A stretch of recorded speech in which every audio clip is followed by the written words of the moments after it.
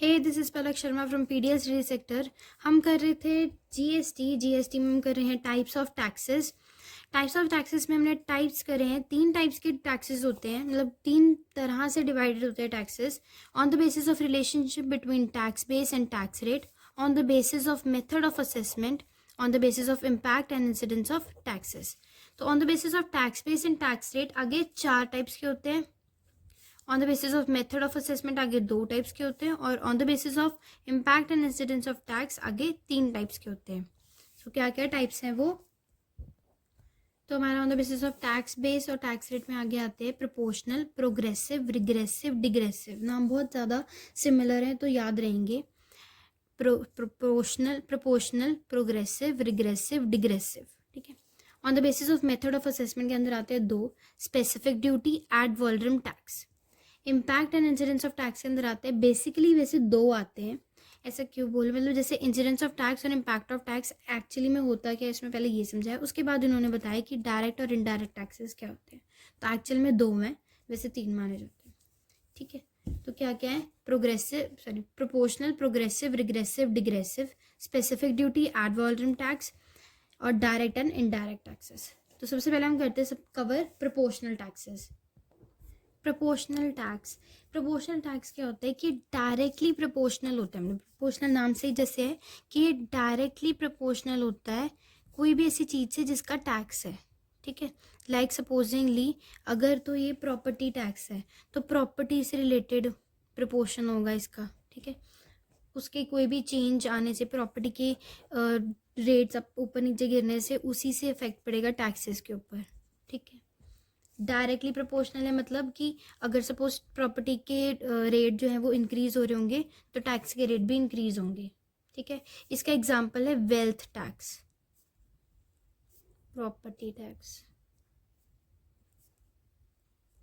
तो हमारा हो गया प्रोपोर्शनल टैक्स हो गया। अब नेक्स्ट है हमारा प्रोग्रेसिव टैक्स।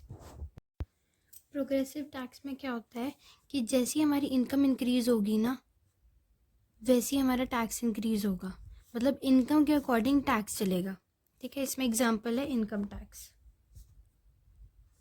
इनकम इंक्रीज तो टैक्स इंक्रीज, इनकम डिक्रीज तो टैक्स भी डिक्रीज। यह है प्रोग्रेसिव। फिर हमारा रिग्रेसिव। रिग्रेसिव में क्या होता है, इससे ऑपोजिट चलता है। प्रोग्रेसिव से ऑपोजिट होता है ये कि अगर इनकम इंक्रीज होगी तो टैक्स से डिक्रीज कर देंगे। ठीक है। और अगर इनकम डिक्रीज होगी तो टैक्स इंक्रीज हो जाएगा। इसका एग्जांपल है कि नेसेसिटीज़ में जो टैक्सेस लगते हैं ना, जैसे हमारा कोई भी बिस्किट्स एंड ऑल कुछ भी ऐसी चीज़ें होंगी तो उनमें ये वाला टैक्स लगेगा। ठीक है। फिर है डिग्रेसिव। डिग्रेसिव में स्टार्टिंग में पहले थोड़ा सा प्रोग्रेसिव चलता है, थोड़ा टाइम तक प्रोग्रेसिव चलता है, और फिर एक पॉइंट पे पहुंचने के बाद वो उसके ऊपर कोई इफेक्ट नहीं पड़ता। ठीक है। मतलब वो अपने अकॉर्डिंगली चार्ज होता है, खुद के अकॉर्डिंगली। तो मतलब स्टार्टिंग में फर्स्टली थोड़ा थोड़ा प्रोग्रेसिव होता है, मतलब इंक्रीज होता रहेगा। उसके बाद एक पॉइंट के पास पहुंच के ये अपने आप चार्ज होगा अकॉर्डिंगली। ठीक है। ऐसे याद रखना है इसको। नेक्स्ट है हमारा स्पेसिफिक ड्यूटी। स्पेसिफिक ड्यूटी आ रहा है हमारे इसके अंदर मेथड ऑफ असेसमेंट के अंदर। हमने ये वाले चारों कंप्लीट कर लिए हैं। स्पेसिफिक ड्यूटी है हमारा मेथड ऑफ असेसमेंट के अंदर। तो स्पेसिफिक ड्यूटी के अंदर क्या है, हम एग्जांपल ले रहे हैं टैक्स सिगरेट का, कि सिगरेट के साइज़ के अकॉर्डिंगली टैक्स डिसाइड होता है। ठीक है। कि पहले होता था मतलब ऐसा कि सिगरेट के टैक्स साइज़ के अकॉर्डिंग टैक्स डिसाइड होता था। तो स्पेसिफिकली जैसे स्पेसिफिक नाम जैसे बता रहे तो स्पेसिफिकली किसी चीज़ के अकॉर्डिंग उसके किसी स्पेसिफिक क्वालिटी के अकॉर्डिंग टैक्स डिसाइड होना इज स्पेसिफिक ड्यूटी। जैसे साइज के अकॉर्डिंग, उसकी लेंथ के अकॉर्डिंग, वॉल्यूम के अकॉर्डिंग जो है वो आता है एड वॉल्यूम टैक्स के अंदर। एड वॉल्यूम टैक्स में आता है वॉल्यूम के अकॉर्डिंग टैक्स डिसाइड होना। ठीक है। और जर्नली एड वॉल्यूम के अंदर क्या होता है कि हम परसेंटेज के अकॉर्डिंग करते हैं उसका जो टैक्स है वो डिसाइड। ठीक है। हमने इसमें क्या किया कि वॉल्यूम के अकॉर्डिंग होता है एक तो डिसाइड, और परसेंटेज में होता है वॉल्यूम। तो वॉल्यूम थोड़ा थोड़ा सिमिलर सा है ना। फिर है हमारा डायरेक्ट टैक्स। डायरेक्ट टैक्स क्या होता है कि डायरेक्ट और इनडायरेक्ट टैक्स को समझने के लिए हमें पहले इसको इंसिडेंस ऑफ टैक्स और इम्पैक्ट ऑफ टैक्स पढ़ना पड़ेगा, क्योंकि डायरेक्ट और इनडायरेक्ट टैक्स जो हैं ये हैं on the basis of impact और इंसिडेंस ऑफ टैक्स। तो हमें ये दोनों वर्ड पहले समझने पड़ेंगे, तब हमें डायरेक्ट और इनडायरेक्ट टैक्स समझ में आएगा। सो इंसिडेंट ऑफ टैक्स क्या होता है कि जैसे देखो फर्स्ट बर्डन किसके ऊपर पड़ा, जिससे अब ये हमने कोई प्रोडक्ट खरीदा, मतलब रिटेलर ने कोई प्रोडक्ट लिया बेचने के लिए, तो सबसे पहले बर्डन तो रिटेलर के ऊपर आया ना। ये सपोज होलसेलर पे सबसे पहले आएगा वैसे तो होलसेलर के ऊपर सबसे पहला बर्डन जिस बंदे के ऊपर आया वो है इंसिडेंट ऑफ टैक्स, ठीक है, उस पर्सन को मिलेंगे इंसिडेंट ऑफ टैक्स। और फाइनल बर्डन जिसके ऊपर आया है वो होगा हमारा impact of tax. Final burden mostly consumers के ऊपर ही आता है। अब फाइनल बर्डन मतलब जो इंसिडेंस ऑफ टैक्स मतलब जो फर्स्ट बर्डन जिसके ऊपर आया है वो अपना बर्डन जो है वो किसी और के पास कर सकता है, ठीक है। जैसे सपोज होलसेलर ने पास, जैसे पहले मैन्युफैक्चरर ने होलसेलर के ऊपर पास कर दिया, होलसेलर ने आगे पास कर दिया अब मीडिएटर को, मीडिएटर ने रिटेलर को, अब रिटेलर जो है उसने फाइनल बर्डन डाल दिया कंज्यूमर के ऊपर, ठीक है। तो जो फाइनल बर्डन है वो है इम्पैक्ट ऑफ टैक्स।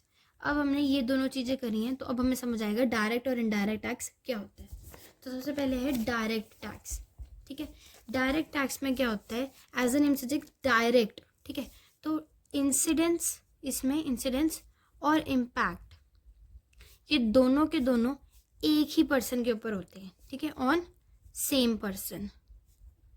मतलब कि इसमें पासिंग नहीं हो रहा। डायरेक्ट टैक्स है, इंसिडेंस और इम्पैक्ट जो है दोनों के दोनों एक ही पर्सन के ऊपर हो रहे हैं। बर्डन इसमें जो है वो शिफ्ट नहीं हो पा रहा, ठीक है। बर्डन इसमें हम शिफ्ट नहीं करेंगे तभी इंसिडेंस और इम्पैक्ट एक पर्सन के ऊपर हो रहा है। जिसने टैक्स पे किया है वही टैक्स बेयरर है, ठीक है। मतलब जिसको टैक्स बेयर करना चाहिए था वही टैक्स पे कर रहा है, आगे फॉरवर्ड नहीं करा किसी को। इसका एग्जांपल है इनकम टैक्स। इनकम टैक्स जो है वो हम आगे फॉरवर्ड नहीं कर सकते। इनडायरेक्ट टैक्स में क्या होता है, इसी का ऑपोजिट है इनडायरेक्ट टैक्स। इसमें इंसिडेंस किसी एक बंदे पे और इम्पैक्ट किसी दूसरे बंदे पे हो रहा है, ठीक है। यह है इनडायरेक्ट टैक्स। इसमें जो बर्डन है टैक्स पे करने का वो शिफ्ट हो गया है, वो शिफ्ट कर सकते हैं, ठीक है। तो इसमें जो टैक्स पेयर है वो और टैक्स बेयरर कोई और है, ठीक है। क्या है कि इनडायरेक्ट टैक्स में टैक्स पेयरर कोई और है और टैक्स बेयरर कोई और है, ठीक है। तो ये हमने कर लिए सारे के सारे टैक्सेस, टाइप्स ऑफ टैक्सेस हमारे कवर हो गए। इसमें प्रोपोर्शनल था कि हमने डायरेक्टली प्रोपोर्शन में करना है। इसका एग्जांपल वेल्थ टैक्स और प्रॉपर्टी टैक्स है। प्रोग्रेसिव में इनकम इंक्रीज होगी टैक्स इंक्रीज होगा, इनकम डिक्रीज होगी टैक्स डिक्रीज होगा, इनकम टैक्स। डिग्रेसिव में इसका ऑपोजिट, इनकम इंक्रीज तो टैक्स डिक्रीज। डिग्रेसिव स्टार्टिंग में प्रोग्रेसिव होगा, थोड़े टाइम के बाद एक पॉइंट के पास पहुंचने के बाद अपने आप चार्ज होगा। स्पेसिफिक ड्यूटी उसके स्पेसिफिक कोई चीज़ के अकॉर्डिंग, जैसे सिगरेट एग्जांपल है, टैक्स होता था साइज के अकॉर्डिंग पहले, ठीक है। उसके बाद है एड वॉल्यूम टैक्स, जो है वो वॉल्यूम के अकॉर्डिंग होगा और परसेंटेज में चार्ज होगा। डायरेक्ट टैक्स में incidence of tax, impact of tax दोनों एक बंदे के ऊपर होते हैं और बर्डन जो है वो शिफ्ट नहीं हो सकता। इनडायरेक्ट टैक्स इंसिडेंस और इम्पैक्ट अलग अलग बंदों पे होता है, बर्डन शिफ्ट हो सकता है। So that is it in this video. Hope you like the video. If you like the video, do watch the next videos too. Thank you.